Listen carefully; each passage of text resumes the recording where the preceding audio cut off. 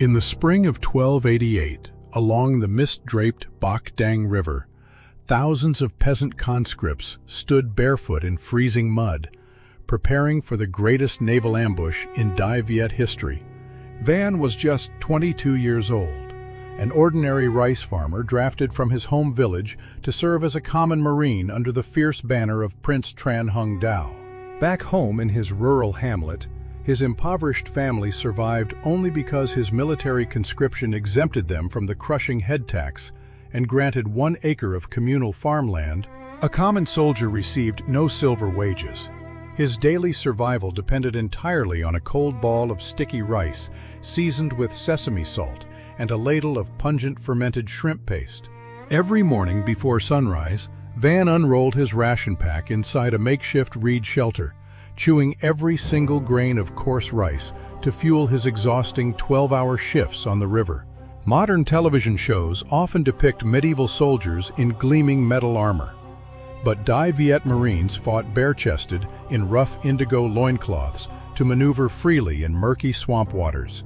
These elaborate aquatic tattoos covering Van's limbs were believed to ward off vicious river beasts, while simultaneously marking him as a sworn defender of the Tran dynasty.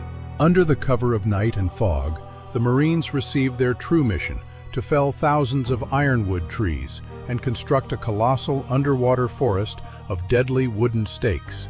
Each ironwood trunk measured over 4 meters in length, hand-carved with razor-sharp points and occasionally reinforced with heavy iron ferrules designed to pierce Mongol hulls like eggshells. Planting these colossal posts required immense physical endurance.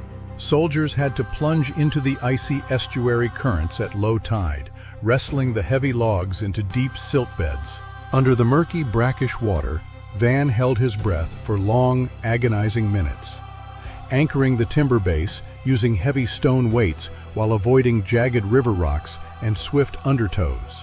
Emerging, gasping for air onto the muddy banks, his skin was numb from the freezing current, covered in river leeches and bleeding from countless scrapes against sharp mangrove roots.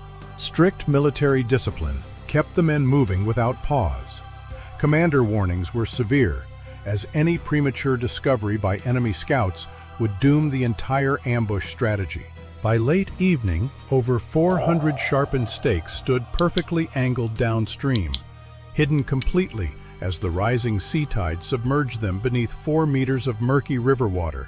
Van sat shivering beside a tiny concealed campfire, clutching his wooden spear as distant war drums echoed down the estuary. The terrifying Yuan Mongol fleet had finally arrived. By late midnight, a freezing drizzle blanketed the coastal marshlands, chilling the bare-chested Marines as they huddled behind earthen embankments, listening to the creaking enemy armada.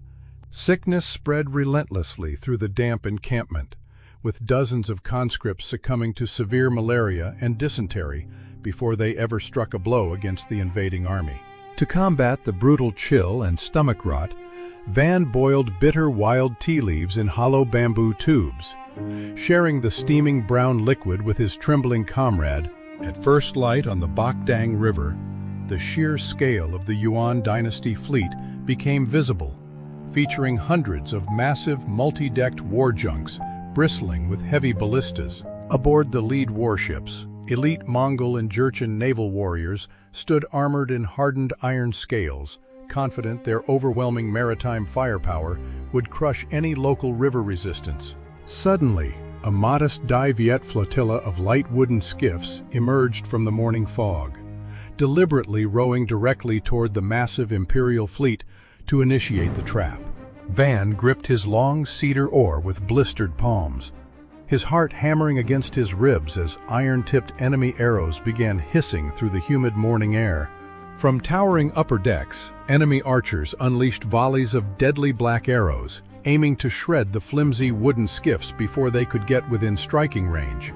Using rattan shields to deflect whistling projectiles, the Dai Viet warriors returned brief bursts of crossbow fire, maintaining the illusion of a desperate, disorganized border skirmish.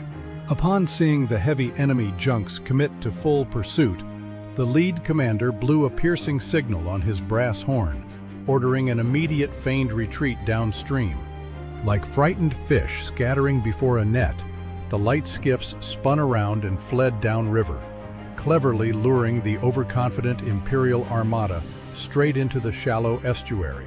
Van pulled on his oar with frantic strength, watching the towering black prow of an enemy flagship close within 30 meters, its iron ram menacingly churning the water. Underneath the rushing surface, the critical turning point of the entire campaign was quietly approaching.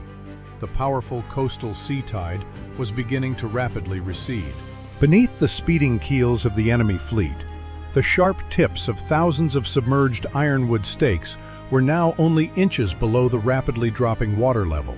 Van steered his small boat safely into the shallows and raised his spear, waiting for the devastating crunch of wood and iron that would change history forever. With a thunderous groan of splintering wood, the leading Yuan war junk slammed violently onto the submerged stakes, its heavy timber hull impaled and instantly brought to a halt. Behind the crippled flagship, dozens of pursuing warships collided helplessly into one another, trapped in the narrowing estuary as the falling tide exposed thousands of lethal wooden spikes. Beneath the churning river surface, the ironwood stakes held firm against thousands of tons of crushing pressure, anchoring the doomed invasion fleet in the muddy estuary floor. From the dense mangrove thickets lining the Bach Dang River, Dai Viet commanders sounded bronze war horns and ignited blazing signal flares, launching the total counterattack. Hundreds of concealed light river skiffs swarmed out from hidden creeks, surrounding the immobilized enemy giants like a pack of swift wolves hunting cornered prey. Van hurled a heavy iron grappling hook over the gunwale of an impaled enemy junk, vaulting upward onto the tilting deck with his bamboo spear held ready. On the crowded ship deck, heavy armor became a fatal liability for the Imperial warriors, dragging them down as they slipped on blood-soaked, tilted wooden planks. Barefoot and nimble, Van dodged a sluggish halberd thrust from an armored opponent, driving his sharpened bamboo spear cleanly through the weak seam of the warrior's collar. From the riverbanks, peasant conscripts unleashed rafts laden with burning pitch and resin, steering blazing fireboats directly into the tangled, helpless enemy armada. Raging infernos consumed the dry wooden rigging within minutes, turning the grand Mongol invasion fleet into a suffocating labyrinth of falling, burning timber and scorching iron. Many foreign soldiers jumped overboard to escape the searing flames, only to find themselves instantly trapped in waist-deep tidal mud, completely unable to swim or maneuver. Leaping down from the burning hull into the shallows, Van used his familiarity with the riverbed to wade swiftly, engaging trapped enemy soldiers with his bronze-tipped blade. High-ranking Mongol commanders, including Admiral Omar, were surrounded on their grounded flagships and forced to surrender as Dai Viet boarding parties overwhelmed their remaining bodyguards. By late afternoon, over 400 Imperial warships were either burning or captured, littering the Bach Dang River with smoking wreckage and thousands of discarded weapons. Van collapsed onto a muddy sandbank, his hands trembling and his spear tip cracked, staring in stunned silence at the monumental victory achieved by ordinary peasants.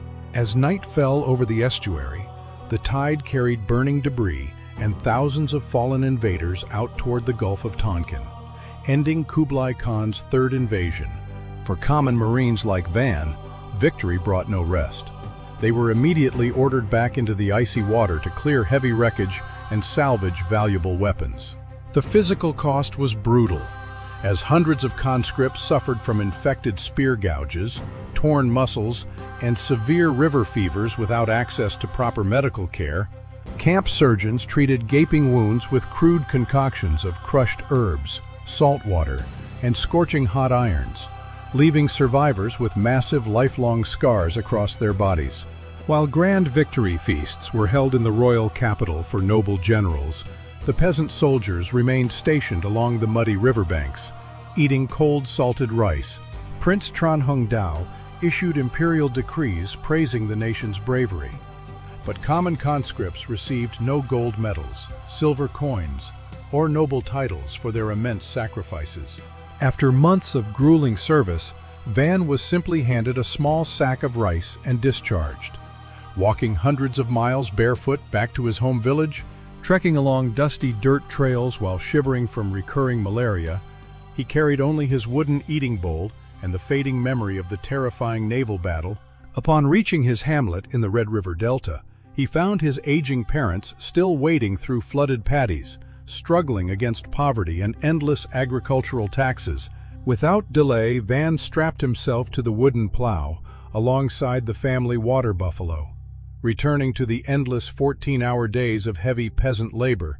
Traditional history chronicles recorded the brilliant strategic minds of royal commanders, yet completely omitted the names of the ordinary men who planted the stakes.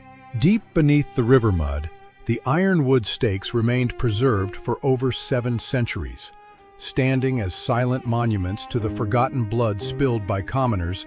Decades later, as an old man with faded aquatic tattoos, Van would sit by the village riverbank, quietly watching the calm waters conceal his secret history.